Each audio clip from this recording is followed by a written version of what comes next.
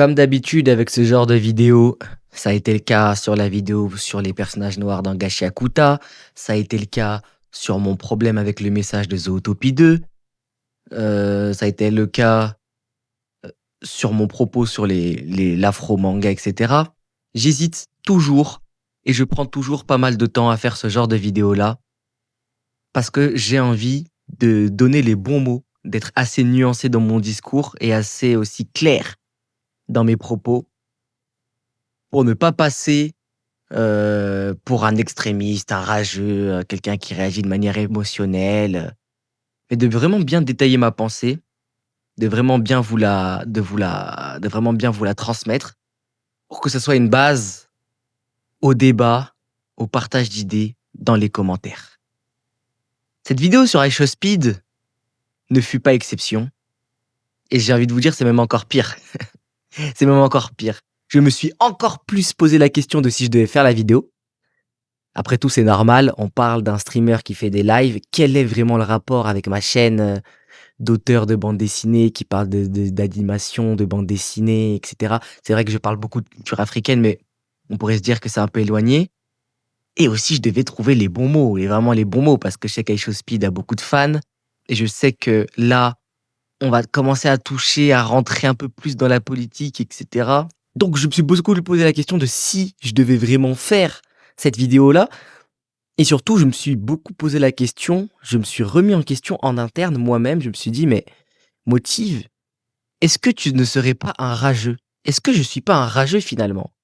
Est-ce que je ne serais pas un aigri, quelqu'un qui n'arrive pas à profiter de la vie, à profiter des choses simples, du divertissement, etc. Quelqu'un qui a toujours besoin de se creuser la tête, etc. Alors, j'ai pas besoin de me creuser la tête. C'est en fait, moi, quand je vois ce genre de truc, j'ai un arrière-goût. En fait, je mange et j'ai un arrière-goût. J'ai un arrière-goût et cet arrière-goût, il disparaît pas. Donc, je me suis posé la question, pourquoi cet arrière-goût, il disparaît pas? Je vois des gens et tout, ouais, iShowSpeed a mis la lumière sur l'Afrique, iShowSpeed a mis la lumière sur l'Afrique. Moi, je suis là, ah, il a mis la lumière sur l'Afrique, je mange déjà. Je me dis, mais c'est quoi cette phrase de merde? C'est quoi, pourquoi les gens disent ça? Je comprends pas. Est-ce que c'est moi qui suis fou ou pas? Mais bon, là, je commence à m'emporter. Promis, je ne vais pas m'énerver dans cette vidéo. Mais du coup, j'ai pris du temps, j'ai regardé les streams, enfin, en tout cas, j'ai essayé parce que j'ai pas pu tout regarder, mais j'ai essayé de regarder les streams, j'ai essayé de me poser avec moi-même et de peser les pour, les contre. Et du coup, aujourd'hui, je vous propose une vidéo nuancée sur la tournée africaine d'iShowSpeed. Et plus précisément, on va répondre à cette question, est-ce que iShowSpeed a mis la lumière sur l'Afrique? Tout ce que cette question implique, tous les dessous, qu'est-ce que ça veut dire? Je vais vous donner mon avis. Comme d'habitude avec ce genre de vidéo, les préambules sont toujours importants. Écoutez la vidéo jusqu'au bout. Et moi, de mon côté, je ne vais pas faire preuve de cynisme, je ne vais pas faire preuve voilà, je ne vais pas mépriser les gens qui n'ont pas le même avis que moi. Je vais poser des questions, je vais avancer mes arguments, je vais expliciter toute ma pensée. Faites de même en réagissant en commentaire. Pas besoin de prendre les gens de haut, pas besoin de vous insulter, pas besoin de m'insulter moi aussi. iShowSpeed est, je pense, le père, ni le frère, ni la mère, ni le quoi que ce soit d'important de n'importe lequel d'entre vous qui vont commenter cette vidéo. Vous pouvez vous prendre un peu de hauteur et rester mature. Je vous le demande. Merci. On va pouvoir commencer. Donc, première question, pourquoi faire une vidéo sur des live streams? En réalité, la question est intéressante. Et pour moi, en fait, ce que je me dis, c'est que cette tournée africaine, ce live stream-là, c'est un petit peu du cinéma. Et quand vous voyez les streams, il y a une équipe de production, une énorme équipe de production autour de lui. Il a des gardes du corps. Ses visites sont scénarisées, en tout cas pas scénarisées, mais il a un programme, c'est prévu, etc. iShowSpeed est un personnage, donc c'est un acteur. Peut-être que c'est un acteur, peut-être sa personnalité se rapproche fortement peut-être de celle qu'il a ou du moins, je pense plutôt celle qu'il avait en étant jeune. Je pense pas qu'il est totalement comme ça même maintenant. Mais malgré tout, ça reste une performance, ça reste de l'acting. On le voit, il est fatigué à certains moments. Pour moi, c'est une forme en fait de divertissement qui peut se rapprocher du cinéma, mais live. Donc en fait, c'est peut-être une forme de cinéma extrêmement moderne, interactif avec le public et interactif aussi avec le vrai monde. Donc en fait, il y a ces petits enchevêtrements entre fiction et réalité qui est un peu délicat, qui à la fois donne le sel des live streams, mais un peu délicat à traiter, à analyser. Mais je me suis dit que là, en fait, je vais parler de la tournée africaine d'Aisho Speed comme je parlerais d'un film d'animation, un film live tout court qui sortait. Je sais pas, par exemple, un Afro-Américain, c'est comme si je parlais de Sinner, c'est comme si je parlais de Black Panther. Ils ont fait des films ou de Woman King, ils ont fait des films sur l'Afrique. Moi, étant africain, eh ben, je vais critiquer le film, voir ce qu'il y a de bien, voir ce qu'il y a de mal, donner mon point de vue en tant qu'Africain et en tant que consommateur du film. Voilà. Donc ça, c'est le premier point. Et ce point-là m'amène à un autre point très important. Et là, je vais m'adresser à toi qui est en train d'écrire un commentaire que tu vas supprimer, s'il te plaît.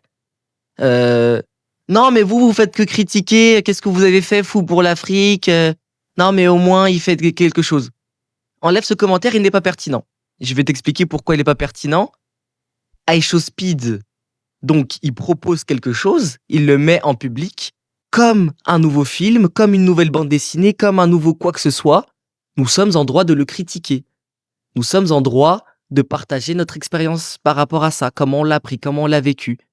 C'est le but en fait. Il le fait pour ça. Il le fait pour avoir des retours. Ceci est un retour. Moi, par exemple, nous, on a sorti Tama, le recueil de bande dessinée, comme vous le savez. Il y a des gens qui l'ont lu, je leur ai demandé des retours, ils m'ont fait des retours sur ce qu'ils aimaient, sur ce qu'ils aimaient pas. D'ailleurs, il y a bientôt une vidéo qui arrive euh, où on réagit avec un des auteurs de Tama sur une vidéo de 30 minutes que quelqu'un nous a fait en retour. Énorme vidéo, c'est trop bien. Bientôt sur cette vidéo-là, où il parle un petit peu de ce qu'on pourrait améliorer, de ce qu'il a aimé dans Tama, dans nos histoires, etc. Parenthèse fermée. Mais voilà, moi je vais faire la même chose pour Speed. Donc, et c'est un petit peu bizarre de dire ça. Des fois, j'ai vu des commentaires. Comment les Africains arrivent à critiquer ça? Comment ça se peut qu'il y ait des Africains qui trouvent quelque chose à redire? Ça veut dire quoi? Qu'est-ce que ça veut dire ça? Ça veut dire parce qu'il est venu en Afrique, il a fait quelque chose, on le critique comme n'importe quoi. Enfin, on apporte notre vision. C'est bon? Est-ce que vous êtes beaucoup plus calme? Voilà, je parle à une petite partie des gens là qui, on baisse le cœur, on enlève les organes. Ce n'est pas votre père encore une fois. On va critiquer son œuvre. Voilà. Comment on va procéder? Je vais commencer par les points positifs, parce qu'il y en a quand même. Il y en a quand même. Je vais commencer par ce que j'ai aimé, des points positifs, etc. J'ai beaucoup parlé de la structure de ces lives et tout. Et après, je vais aller sur les points négatifs, ce qui me dérange, et je vais aller crescendo. Il y a ce qui me dérange un petit peu, et il y a ce qui me dérange vraiment, vraiment, vraiment. Et là, on va voir que c'est beaucoup plus indirect à Speed. Ça découle toujours de ce qu'il a fait, mais c'est beaucoup moins amputable à Speed. C'est beaucoup plus les réactions de certaines personnes et le truc qui s'est créé autour qui m'énerve.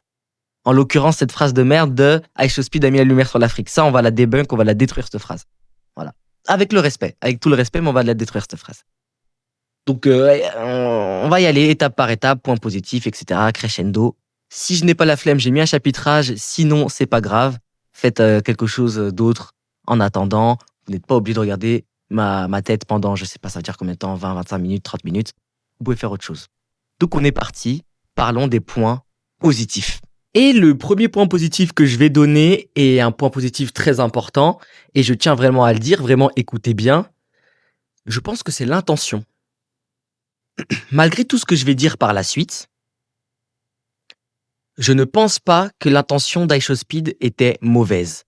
Je pense vraiment que Speed, il faut savoir que c'est un Afro-Américain et que les Afro-Américains ont grandi dans une espèce de détestation, de honte de l'Afrique qui est inimaginable, surtout pour nous francophones, où on est à des années-lumière de ça. Bon, même si l'image de l'Afrique, des Africains n'est pas des plus glorieuses et n'est pas à la hauteur qu'elle mérite, aux États-Unis, c'est encore pire. Et les Afro-Américains ont beaucoup grandi avec ce complexe-là de se dire qu'ils viennent d'un continent euh, de misérable, en fait, où il y a que des gens misérables, où il y a un contexte misérable, où c'est la misère absolue.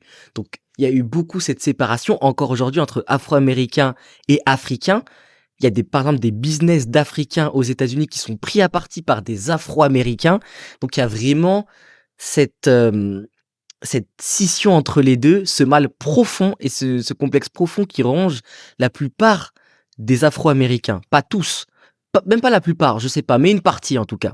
C'est un problème qui existe et il y a des Afro-Américains, bien sûr, qui sont conscients, qui ont fait tout ce travail. Mais il faut savoir que les Afro-Américains, ils partent de beaucoup plus loin que, par exemple, nous, les enfants de la diaspora en France. Parce que bien souvent, surtout nous, les Africains subsahariens, les Noirs, nos parents, ils sont nés au pays, on va souvent au pays, on a une éducation à la maison qui se rapporte beaucoup plus au pays, on mange local, et cetera. C'est pas du tout le cas aux États-Unis, ils partent de beaucoup plus loin. Et iShowSpeed, c'est un produit de ça, je pense. Je pense que quand il dit ouais, il a envie de casser les clichés, d'aller aux États-Unis pour casser les clichés, pour découvrir, pour y aller, iShowSpeed, en fait, il a envie d'aller au-delà de ce qu'on lui a toujours montré, de ce qui a toujours été mis en avant dans son pays pour les Afro-Américains comme lui. Et je pense que sa démarche, et on l'a vu avec certaines réactions excessives, euh, que sa démarche, en fait, va faire beaucoup de bien à plein de petits Afro-Américains qui le suivent, qui l'aiment pour sa personnalité et tout. Ça va leur faire beaucoup de bien. Et ça va, je pense aussi, beaucoup apporter à iShowSpeed en tant qu'être humain, malgré tout. Euh, donc, en cela, je souligne son intention qui est bonne, parce qu'il faut le faire, en fait. Si les gens l'ont pas fait avant, il y avait bien une raison, et lui, il l'a fait. Ça, on peut pas critiquer. Ça, on peut quand même mettre en valeur.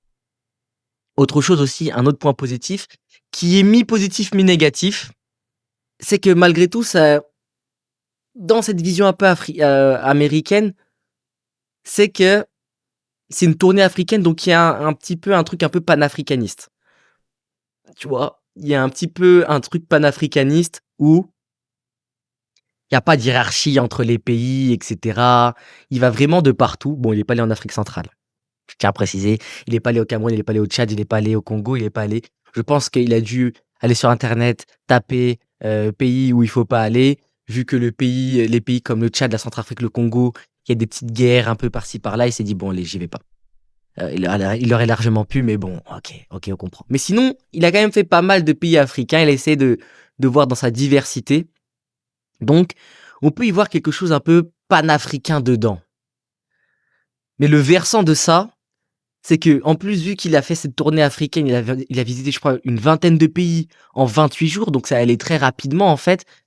C'est que ça a renforcé l'idée et l'image de l'Afrique comme étant, en fait, un seul pays et où les différents pays sont, en fait, des villages.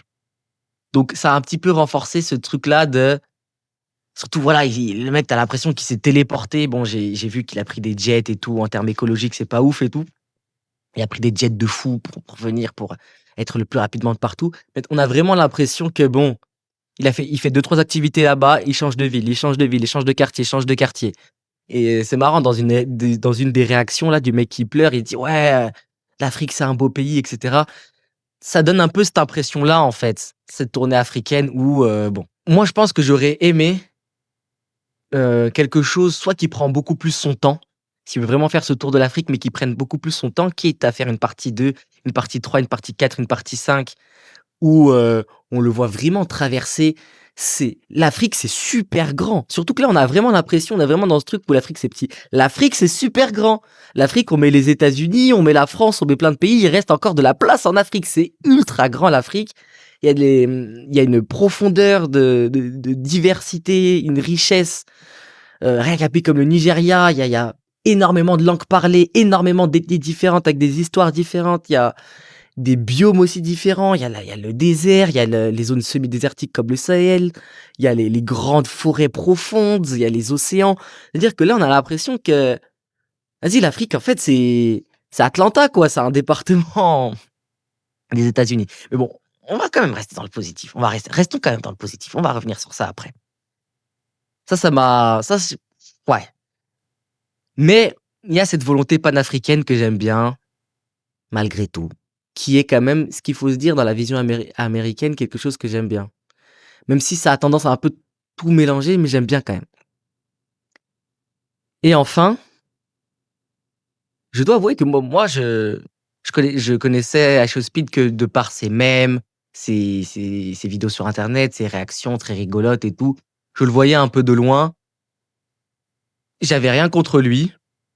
En fait, je m'en foutais un petit peu, mais je me suis juste dit que bon, c'est une personnalité que j'allais trouver un peu trop caricaturale, un peu trop forcée pour moi.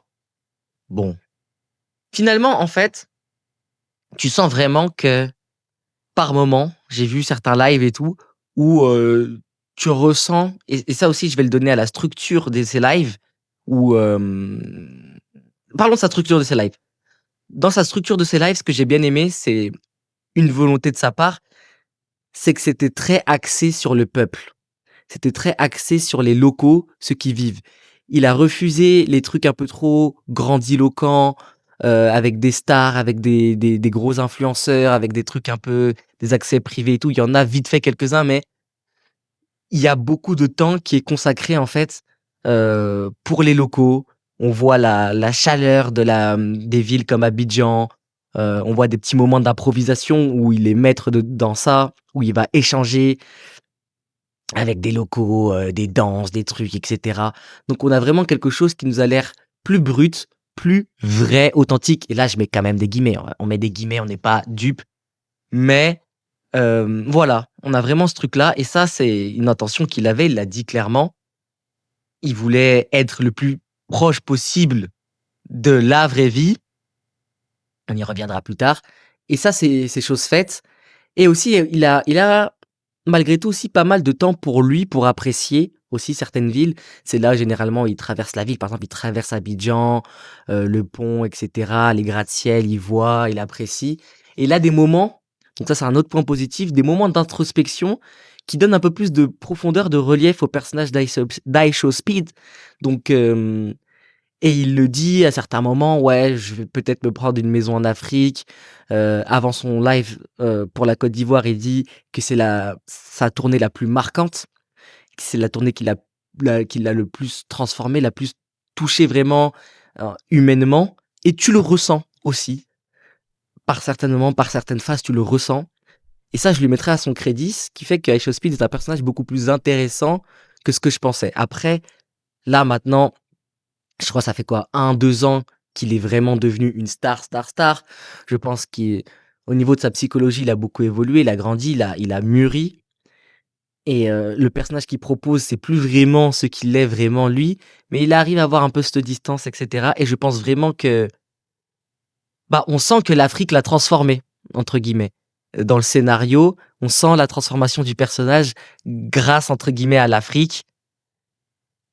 On le ressent par moments, et c'est des choses qui peuvent toucher, voilà, ces spectateurs, notamment les plus jeunes, les petits Afro-américains, qui sont complexés des Africains parce qu'ils pensent qu'on est des moustiques.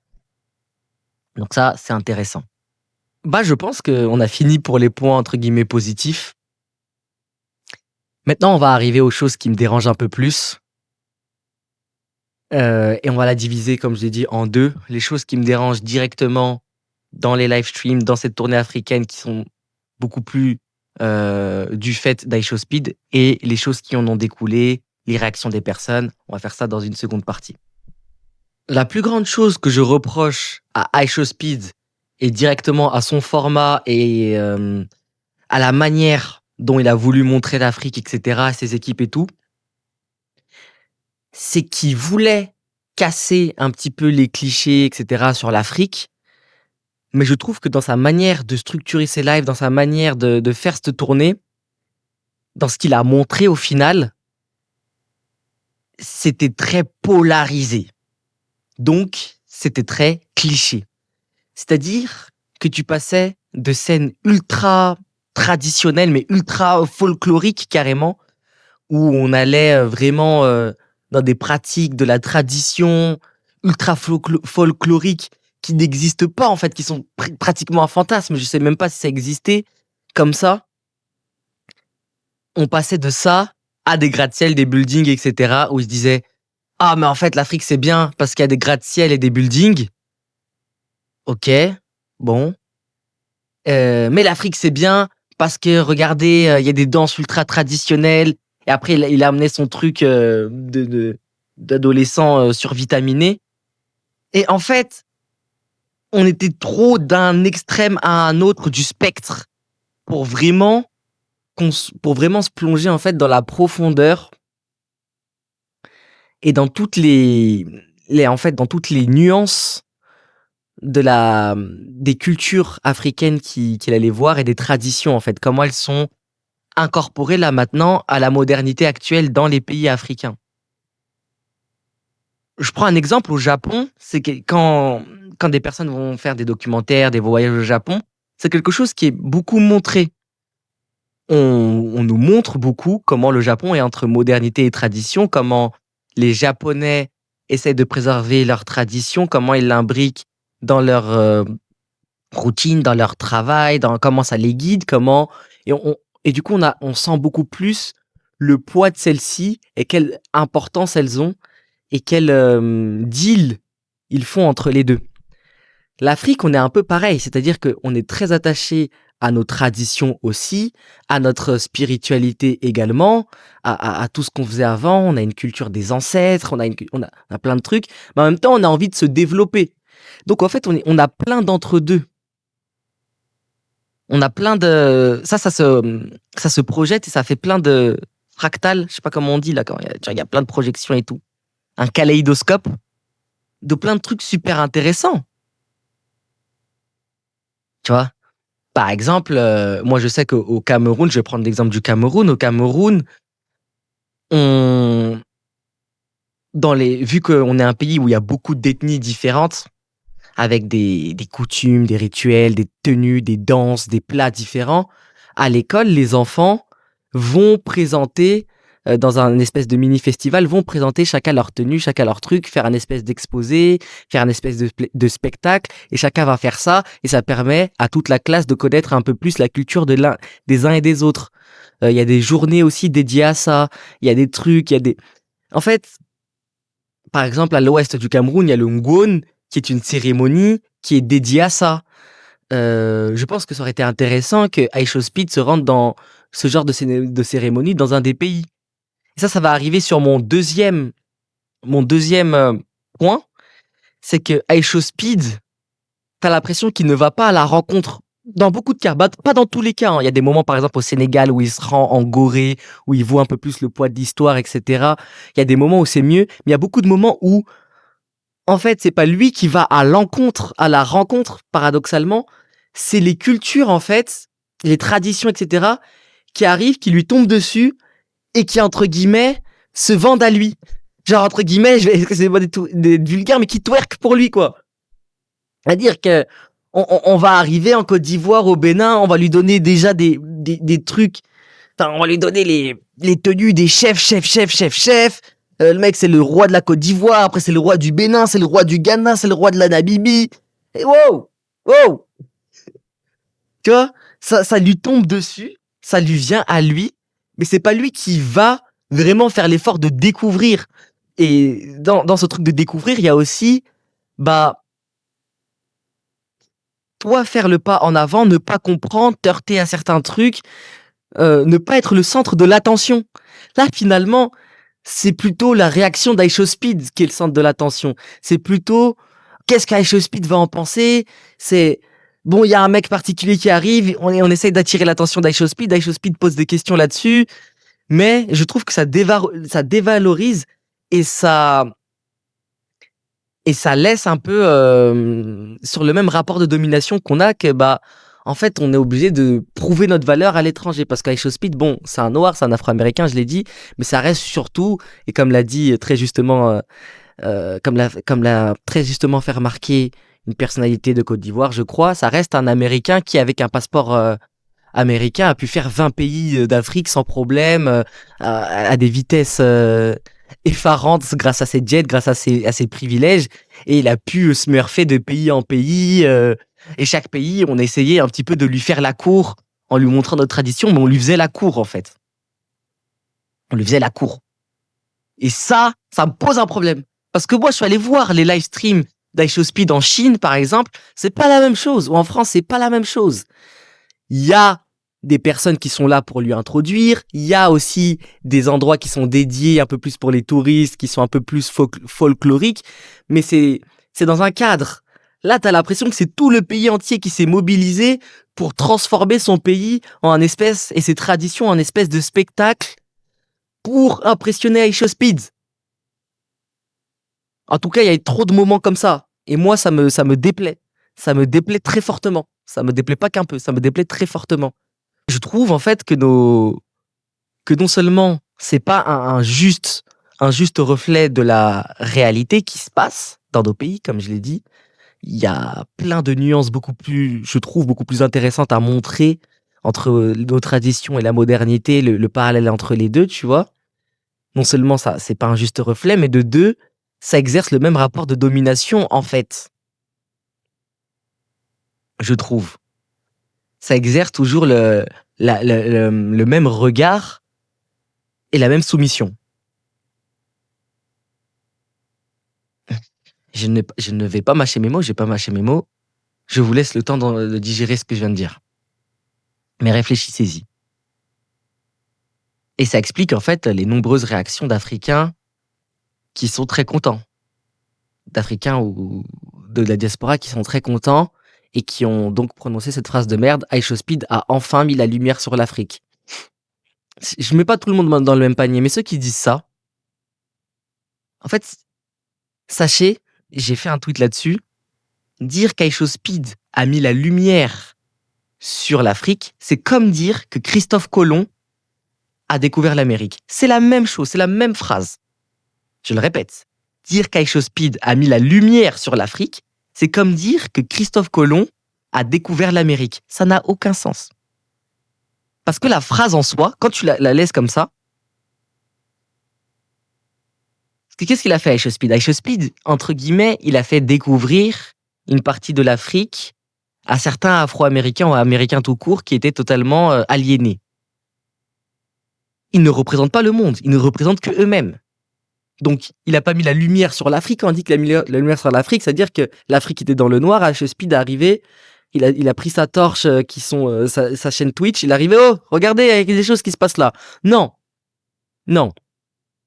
Ça fait des années, des décennies maintenant qu'il y a énormément de cinéastes, d'artistes, même plus récemment d'influenceurs qui vont faire des documentaires. Je pense au documentaire de Sali, je pense au documentaire de Mako au Burkinabé qui était top, qui était génial, qui était super intéressant, qui montre, selon moi, des visions beaucoup plus réalistes et beaucoup plus intéressantes de l'Afrique. Il y a eu des tonnes de films, de cinéastes, des Ousmane Sembène, des Djibril Diop Mambéty, des Idrissa Ouedraogo. Il y a des tonnes d'Africains, d'enfants de ce continent. Et même pas que, hein, il y a même aussi d'autres. Il y a aussi des Européens, il y a aussi même des Asiatiques qui ont fait je pense à des Michel Oslo, je pense à d'autres personnes qui s'intéressent à ce continent, qui ont fait des films, qui ont fait des trucs qui se battent à chaque fois pour dire ça, pour montrer. Par exemple, il y a eu la CAN, il y a eu la Coupe d'Afrique des Nations pendant la tournée africaine d'iShowSpeed. La Coupe d'Afrique des Nations, depuis les années, je pense, 50, 57, 55 qu'elle existe, c'est une compétition organisée par des puissances africaines qui s'est développée par elle-même, qui gagne de plus en plus d'audience. Donc, en fait, ce n'est pas iShowSpeed qui a mis la lumière sur rien du tout. Et en fait, c'est plutôt l'inverse. Parce que quand on voit justement les stats, les records, etc., la tournée africaine d'iShowSpeed, c'est le truc qui avait fait le plus de vues sur sa chaîne. Pourtant, iShowSpeed, elle est en Chine, iShowSpeed, elle est en France, iShowSpeed, elle est de partout. Mais c'est ces streams en Afrique qui ont fait le plus de vues, qui sont les records sur sa chaîne. Donc en fait, c'est même l'inverse. C'est même l'inverse. Pour moi, et je vais le dire, iShowSpeed est en train de surfer sur la trend Afrique. Comme je le dis depuis des années, comme je l'ai dit par exemple avec Disney, avec leur série d'anthologie d'animation en Afrique, ou la plupart de ces grandes enseignes américaines là qui essayent de récupérer le buzz et la trend qui est en train de devenir l'Afrique. Je vous rappelle que l'afropop, l'afrobeat, nigérian a dépassé le rap américain aux États-Unis et est le genre musical le plus écouté du monde, ou presque. Comme je dis, la Coupe d'Afrique des Nations est la troisième compétition de football la plus regardée au monde et ces chiffres ne font qu'augmenter. En fait, l'Afrique est une trend actuellement. L'Afrique est une trend actuellement. Aisho Speed ne fait que de profiter de ça. En fait, ça confirme que l'Afrique est trendy. Ça ne confirme pas qu'Aisho Speed a mis la lumière sur quoi que ce soit. Et moi, j'ai envie de vous dire un truc. Le fait que l'Afrique soit trendy, j'en ai absolument rien à foutre. Déjà, voilà, je le dis. Et surtout, c'est même un danger, en fait. Parce que moi, mon problème, c'est est-ce que nous, les Africains, on va pouvoir avoir notre mot à dire là-dedans, avoir des responsabilités, être les maîtres et contrôler notre image. Parce qu'il y a plein de choses qu'on n'a pas su contrôler, qu'on n'a pas pu contrôler ces dernières années, dans l'histoire récente, dans notre histoire récente. Le fait que on n'a jamais eu un problème de visibilité, de lumière, etc. On a eu un problème d'exploitation, on a eu un problème de responsabilité, de souveraineté. Donc que ça soit dans l'animation, que ça soit dans le streaming, que ça soit dans le sport, que ça soit dans la bande dessinée, que ça soit dans tout, est-ce que cette lumière qu'il y a toujours eu sur l'Afrique, cette richesse qu'il y a toujours eu sur l'Afrique, ce potentiel qu'il y a toujours eu en Afrique, qu'il soit humain ou qu'il soit matériel, etc., est-ce que c'est nous, les Africains, qui allons le détenir, en profiter pour nous, avant tout? Parce que dans l'histoire récente du monde, ce n'est pas le cas. C'est ça la vraie question. Donc, en fait, le fait que Aisho Speed il prenne sa caméra pour venir en Afrique, ça ne change strictement rien à rien du tout. En fait, ça n'enlève rien, ça retire rien, il y a rien. Ce qui est bien, c'est que ça fait du bien aux petits Afro-Américains qui se sentent un peu complexés. Ça, oui, je suis d'accord. Mais sinon, ça enlève rien, ça retire rien, en fait. Les entreprises étrangères, elles sont en Afrique, elles continuent d'être en Afrique. Comme je vous ai dit, les Disney, etc. Maintenant, les entreprises de divertissement. J'ai vu même un article là qui disait que les Japonais, maintenant, avec l'animation japonaise, ils organisent de plus en plus de meetings, de trucs en Afrique pour implémenter la japanimation là-bas, pour faire ce qui, tu vois, ils sont dans une démarche d'expansion aussi au Japon. Et ils s'attaquent au territoire africain. Donc en fait, ça c'est, voilà, Aisho Speed, il a rien fait en fait par rapport à ça. Et c'est pas son, j'ai déjà précisé, je lui reproche pas ça en fait. Moi je lui reproche pas ça évidemment. Je lui reproche pas ça. Je souligne juste le fait pour les gens qui pensent vraiment qu'Aisho Speed, je sais pas d'où est parti ce marketing, a mis la lumière, a cassé les clichés, a fait ceci, il a rien fait en fait. C'est bien pour lui, ça part d'une bonne intention. J'espère que l'Afrique lui a appris beaucoup de choses, malgré qu'on a passé notre temps à lui faire la cour. Mais sinon, voilà, ça ne change rien. Est-ce que j'ai besoin de faire une conclusion? Je vais quand même faire une petite conclusion. Ce qu'a fait Aisho Speed, si vous êtes fan d'Aisho Speed, bah bon, voilà. Ce qu'il a fait, entre guillemets, c'est bien pour lui. Il a profité de quelque chose. En réalité, hormis le fait que peut-être ça s'est fait un petit peu trop vite, que le format